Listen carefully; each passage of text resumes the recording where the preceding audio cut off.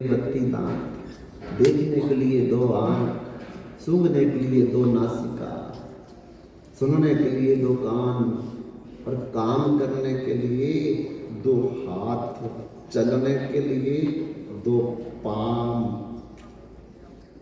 देख लो, जानवर नहीं बनाया भगवान ने हमको। अगर भगवान जानवर बना देते तो हम क्या बिगाड़ लेते भगवान का।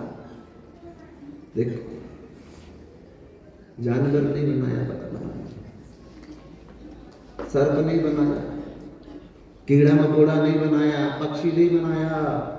अपने जैसा भगवान ने दो भुजा वाला रूप दिया है, लेकिन बंधुओं केवल मनुष्य बनकर के ही हम भजन कर सकते हैं, बाकी किसी में भी भजन नहीं, भोजन कर सकते। इतने शरीरों में भोजन किया, हाथी बन करके, शेर बन करके, लेकिन अभी तो मनुष्य बन करके भजन करें।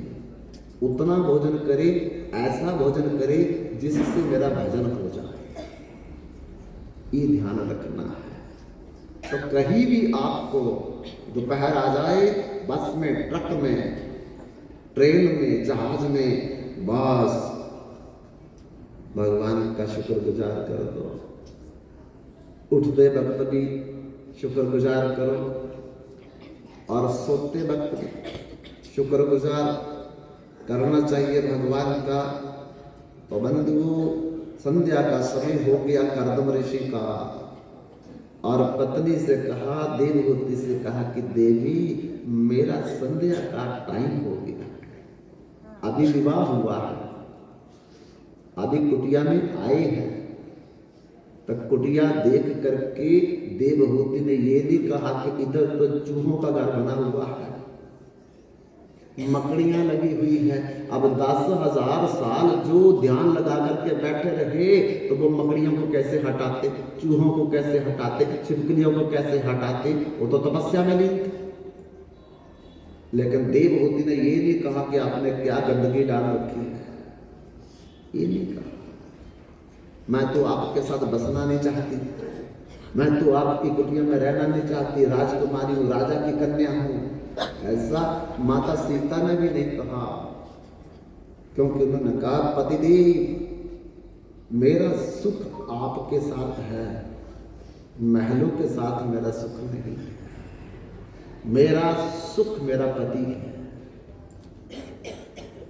घर नहीं, मकान नहीं, कपड़े नहीं, आजकल मनपसंद की साड़ी में ला करके दे तो डाइवोर्स, उसी शाम को लिख लिखा कोर्ट में हो जाता है डाइवोर्स। घर मन मुताबिक नहीं मिला तो डाइवोर्स। शादी करने से पहले आजकल लड़कियां कहती है सास ससुरा नहीं होने चाहिए, वो तो जिंदे नहीं है कहीं। अब बताओ, सास ससुरा नहीं होने चाहिए तो पति आपका कहां से आया है? जिस पति के साथ साथ फेरे लेने के लिए तुम तैयार हो रही हो, वो पति किसका पुत्र है? लेकिन समय बदल रहा है, उस समय ऐसा नहीं था। कुछ नहीं, देवहूति ने कहा, उसी समय अपने पति का आसन लगाया जगह साफ करके, जल्दी जल्दी, ताकि मेरे पति को संध्या में देरी ना हो जाए। और आजकल हम लोग सोचते थे अभी तो विवाह हुआ है, कभी मंसूरी चलते हैं, शिमला चलते हैं, डलहौजी चलते हैं, धर्मशाला चलते हैं, सिंगापुर चलते हैं।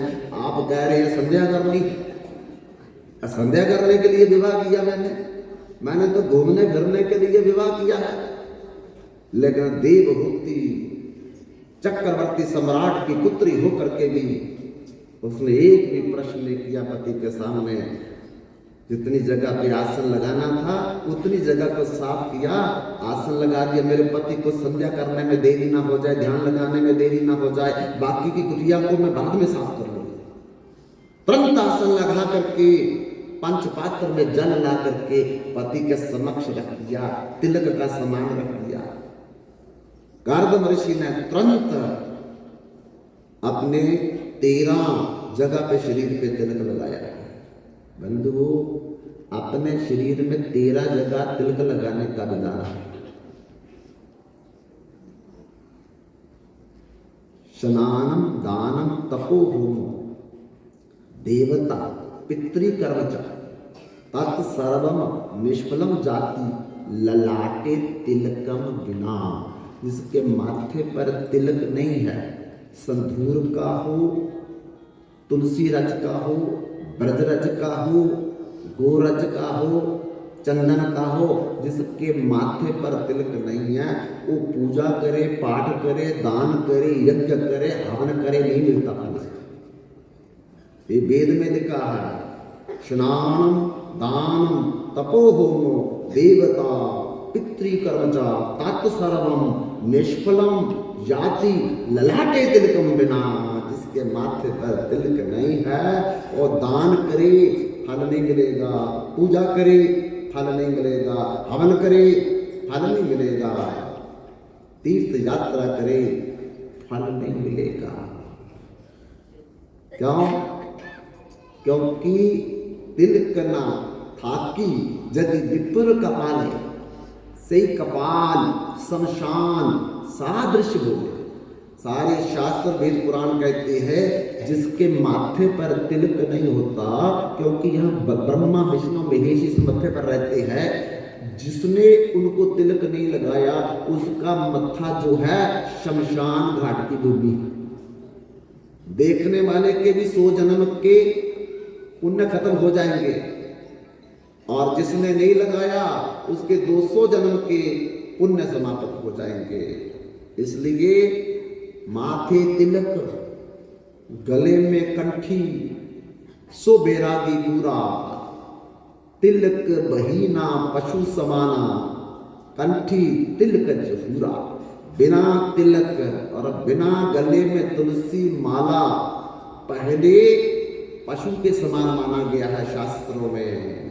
इसलिए ये दोनों हमारी रक्षा करते। कर्दम ऋषि ने गले में तुलसी की माला डाली हुई थी और अपने शरीर पर उन्होंने 13 तिलकों का निर्माण किया भगवान के नाम बोल करके। केशवाय नमः, नारायणाय नमः, माधवाय नमः, गोविंदाय नमः, विष्णवे नमः, मधुसूदनाय नमः, त्रिविक्रमाय नमः, श्री भावनाय नमः, श्री ऋषिकेशवाय नमः, भावनाय नमः, पद्मनाय नमः, दमोदराय नमः। और ये जहाँ चोटी रखी होती है वाली, इधर भी एक तिलक लगता है, इसको बोलते हैं वासुदेवाय नमः। यही आखिरी में जहाँ कपाल क्रिया होती है, पुत्र 3 बार बांस का डंडा मारता खोपड़ी को फोड़ने के लिए। तो ये 13 जगह पे क्या है तिलक लगाने का विधान कि 13 जगह पे ये दरवाजे हैं हमारे शरीर में, और जो भी हम पुण्य कर्म करते हैं उसका फल इन्हीं दरवाजों से प्रवेश करके भूत प्रेत पिशाच असुर राक्षस ब्रह्म दैत्य डाकनी शाकनी पिशाचनी ये ले जाती है हमारा। हम कथा सुन रहे हैं तो कथा का फल वो ले जाएगी, इसीलिए हमको उसका कोई असर नहीं दिखता है। दान करते हैं उसका फल डाकनी शाकनी पिशाचनी ले जाती है, अवगति आत्मा ले जाती है, तो हमको फल नहीं मिलता। तीर्थ यात्रा में जाते हैं तो हमारे तिलक ना होने के कारण उनका फल ये अवगति आत्माएं ले जाती, हमको फल नहीं मिलता। और देखने में भी आता है कि असर कोई नहीं हो रहा, तीर्थ भी करके आए, यात्रा भी करके आए, दान भी करके आए, गंगा स्नान करके आए, पर फर्क हमारे में कुछ नहीं। और गुस्सा आता है और लालच बढ़ गया और लड़ाई झगड़ा हो गया घर में। कारण क्या है? अपराध कर रहे हैं, पद्धति नहीं अडॉप्ट कर रहे हैं, तरीके से नहीं, युक्ति से नहीं हम लोग कोई कार्य कर रहे। इसलिए अगर 13 नहीं तो कम से कम मत्थे पर तो तिलक जरूर लगाना चाहिए, क्योंकि मत्था तो दिखता है ना, इधर तो लगाना चाहिए।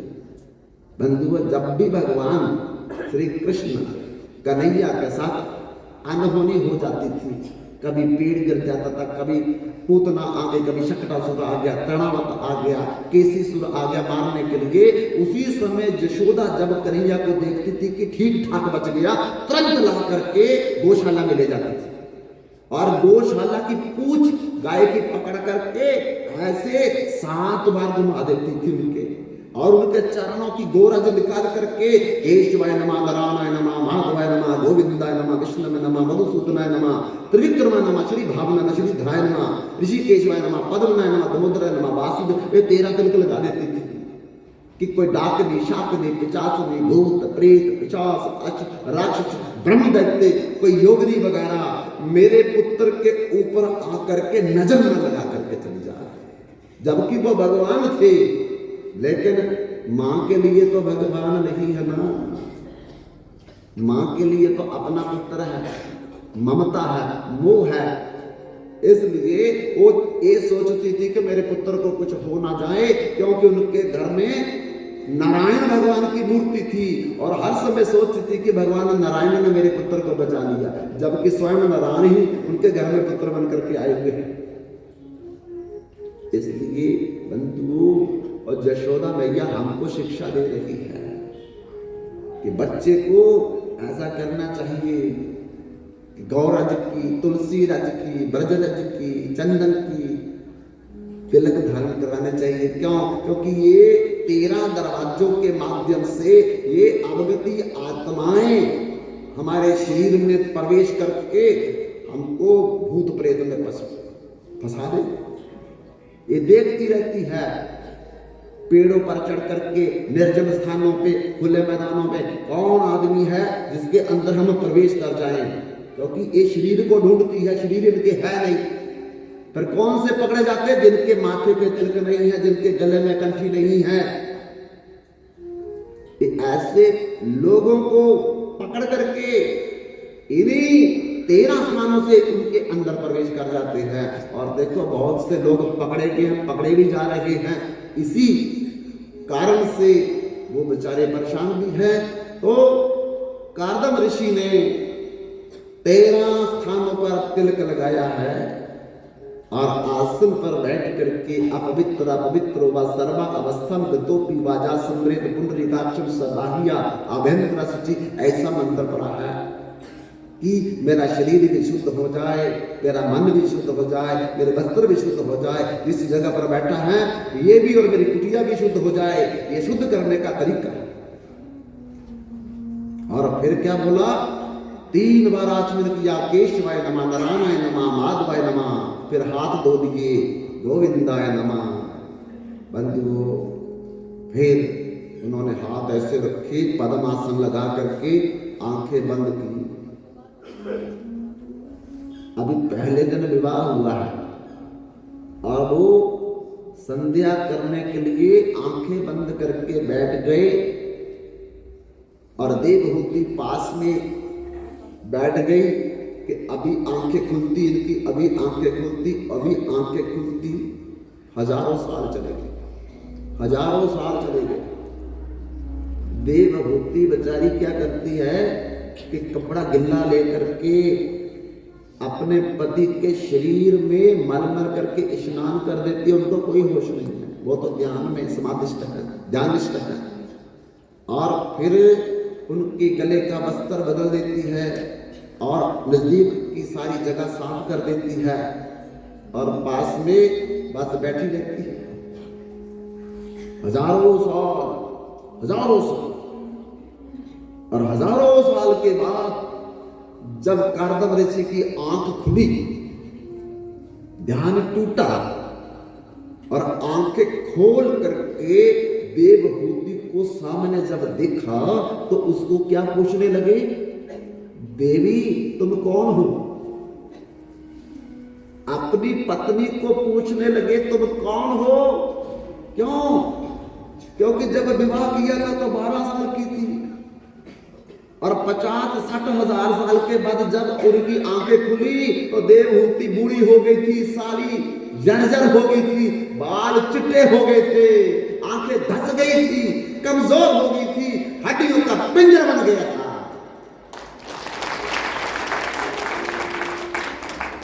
और पति ने पूछा तुम कौन हो देवी? लाओ, देवहूति मन में सोचती है ये मुझे विवाह करके लाए हुए हैं तो आज कह रहे हैं तुम कौन हो?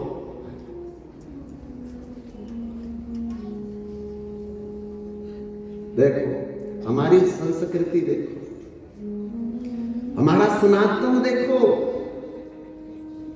कितना महान है, कितना ऊंचा है, कितना सर्वोपरि है, कितना उत्तम है कि अगर रिश्ता भी है पति पत्नी के बीच में तो देखो जन्मों जन्मों का रिश्ता है।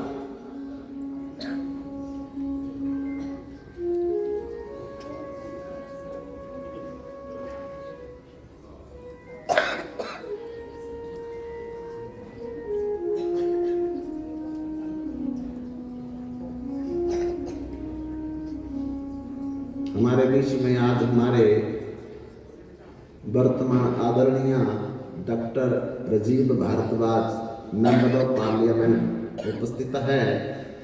हम तय दिल से उनका धन्यवाद करते हैं।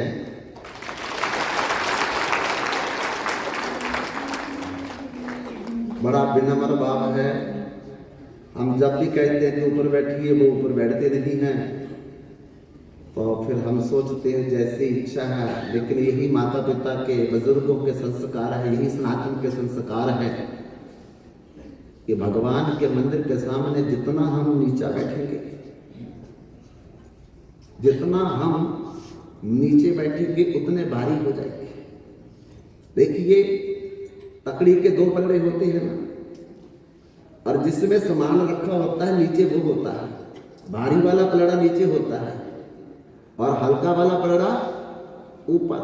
तो जो ऊपर बैठा है वो हल्का है और जो नीचे बैठेगा भारी हो जाएगा, बड़ा हो जाएगा। दूसरी बात, जो नीचे बैठेगा वो जमींदार, ऊपर बैठेगा चौकीदार। जो चौकी पर बैठेगा वो चौकीदार है और जो नीचे जमीन पर बैठेगा वो जमींदार है। तो चौकीदार से जमींदार बड़ा होता है। तो इसलिए अच्छे संस्कारों का परिचय यही है, अपने बुजुर्गों का, पूर्वजों का जो हमारे ऊपर संस्कार है उसका परिचय यही है। जब भगवान के दरबार में आए, हो सकता है जितना विनम्र भाव से हम लोग बैठे और बैठ करके भगवत कथा को जितना भी समय मिले, क्योंकि बड़ा बिजी शेड्यूल रहता है, आज जहां तो कल दिल्ली, लेकिन फिर भी जब भी जहां कथा होती है समय निकाल करके एक दो बार तो भीतर में आते ही हैं और हमारी कथा को रौनक बढ़ा करके बैठते हैं। तो बहुत बहुत आभार बंधुओं। ये हमारी सनातन पद्धति है। देखो हजारों वर्षों के बाद जब वो ध्यान से उठते हैं तो अपनी धर्म पत्नी से क्या पूछते हैं कर्दम ऋषि कि देवी तुम कौन हो? तो कई हजार वर्ष चले गए और जब देवहूति से विवाह हुआ था कर्दम ऋषि का, तब तो 12 साल की थी। अब तो कई हजारों वर्षों की हो गई और अंगम गलितम पलितम मुन्नम दशम विहीनम जातम तुन्नम वृद्धो जाति गृहित वडन्नम तदपि न मुंचति आशा पिंडम।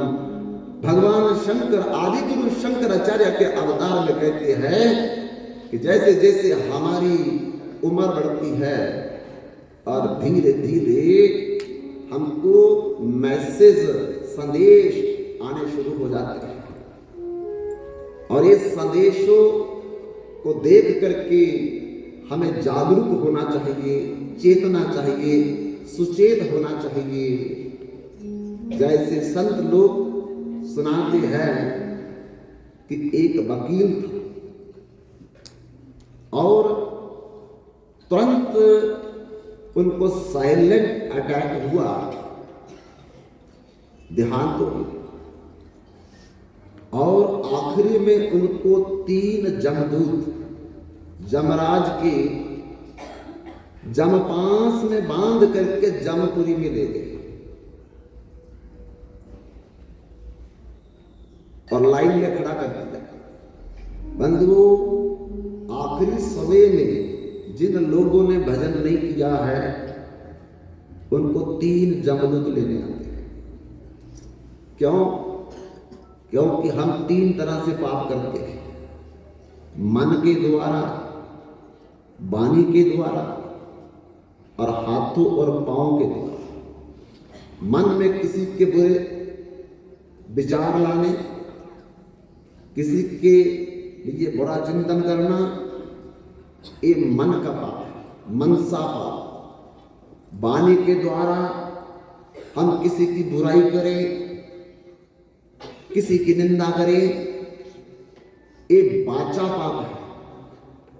और कर्मणा पाप, हाथों के द्वारा, पांव के द्वारा चल करके किसी का कार्य बिगाड़ते हैं तो उसे कर्मणा पाप कहते हैं। इसलिए तीनों प्रकार के किए हुए पापों का फल का भुगतान कराने के लिए जमराज के द्वारा 3 जमदूत नियुक्त किए हैं आखिरी समय में ले जाने के लिए। तब उस वकील को जम पास में बांध करके जमपुरी में ले जा करके लाइन में खड़ा कर दिया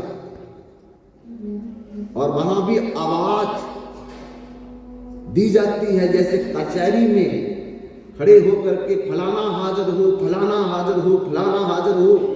इसी प्रकार से जमराज की कचहरी जमपुरी में भी चित्रगुप्त बही खाता निकाल करके देखता है और फिर उसका नाम बोलता है और उसको हाजिर होना पड़ता है। जब उस वकील का नंबर आया तो जमराज के सामने खड़ा कर दिया गया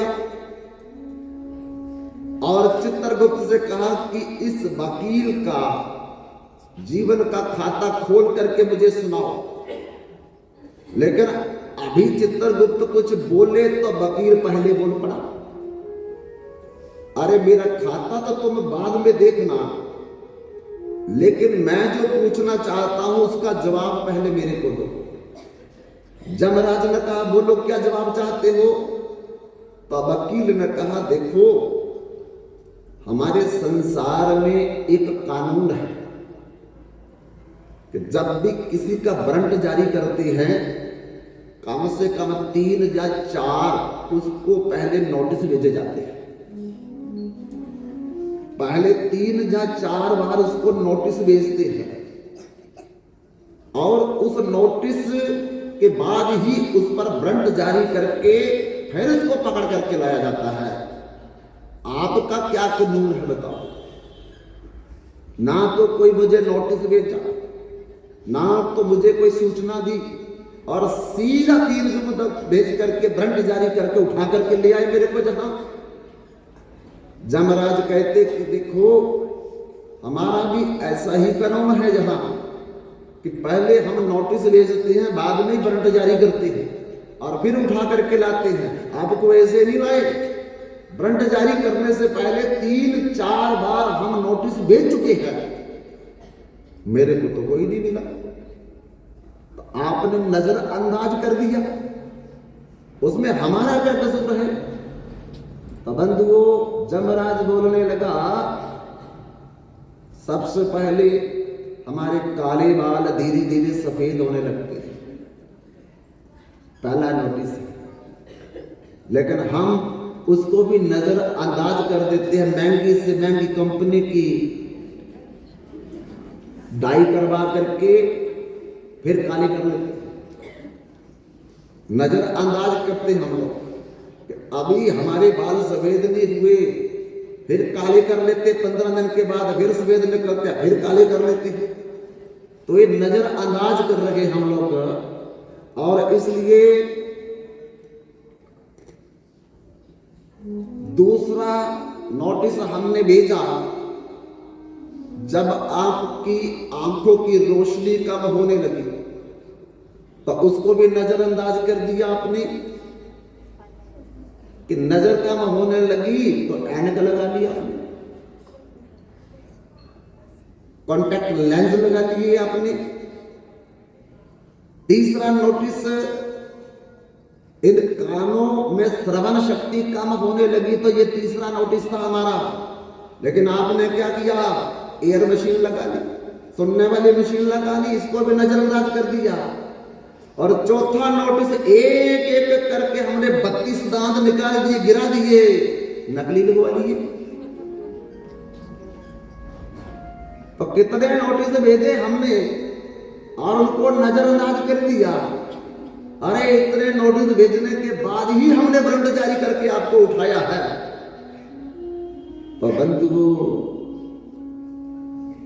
देवहूति 12 साल की उम्र में ब्याई गई थी और आज हजारों साल देवहूति की उम्र हो गई और आंखें दस गई, आंखों की रोशनी कम हो गई, श्रवण शक्ति कम हो गई, बाल काले से सफेद हो गए, मुख के दांत भी चढ़ गए, बैठे बैठे ही सेवा करते करते ही। तो कहा कि स्वामी मैं देवहूति हूं। कारदम ऋषि बोलने लगे, कौन देवहूति? अब कई देवहूति हो सकती है। मेरे पिताजी स्वायभुव मनु और मेरी माता शतरूपा हजारों साल पहले आपको दान करके गए थे और उसी दिन आप संध्या पर बैठना चाहते थे क्योंकि संध्या का समय हो गया था। तो मैंने आसन दिया, जल पात्र दिया, आपने उसी समय संध्या में अपने नेत्र बंद करके ध्यानिष्ठ हो गए। अब हजारों साल के बाद आप उठे, मैं नित्य आपकी सेवा में लगी रही। कारदम ऋषि जी तो जानते थे इस बात को, समझते भी थे, लेकिन परीक्षा ले रहे थे देवहूति की और कहा कि देवी आप बताओ तुम क्या चाहती हो। देवहूति ने अपने पति देव कारदम ऋषि से विनम्र करवत प्रार्थना की कि जिसलिए मेरे पिता ने आपको कन्यादान किया था मेरा, वो गृहस्थ धर्म का आप पालन करें। कारदम ऋषि ने कहा ठीक है, आप ऐसा करो, भगवान के नेत्रों से एक बिंदु सरोवर बना है जहां, जाओ इसमें स्नान करके आओ। बंधुओं, देवहूति हजारों वर्ष की बाल सफेद दांत गिर के, बुढ़ापा, आंखों की रोशनी कम होगी, श्रवण शक्ति कम होगी, चला भी नहीं जा रहा था। उस भगवान के नेत्रों से गिरे हुए जल से जो तालाब बना, जो आज भी स्थित है, दर्शनीय स्थल है, बिंदु सरोवर सरस्वती नदी के किनारे स्नान करने चले गए। और जैसे वो स्नान करने के लिए उतरती है, उतर करके जैसे वो बाहर निकलती है, 16 साल की दिव्य रूप धारण करके देवहूति कन्या बन गई। 16 साल की उम्र, दिव्य स्वरूप मिल गया, गहनों से सुसज्जित है, दिव्य साड़ी पहन करके, और अकेली नहीं, हजारों दासियां भी उसके साथ साथ बाहर निकल रही। पति के पास आकर के कहा कि पतिदेव, अब मेरे को तो आपने सुसज्जित कर दिया, कुमारी बना दिया, अब आप भी कुछ करिए। कारदम ऋषि ने उसी बिंदु सरोवर में स्वयं भी स्नान किया। और बंधुओं, जैसे स्नान किया, कारदम ऋषि का दिव्य शरीर उम्र 20 वर्ष की हो गई। ये भगवान के भजन का फल है, ये 3 बार भगवान की संध्या करने का फल है। और फिर ऐसा विमान की रचना की कारदम ऋषि ने, विमान की रचना की कारदम ऋषि ने।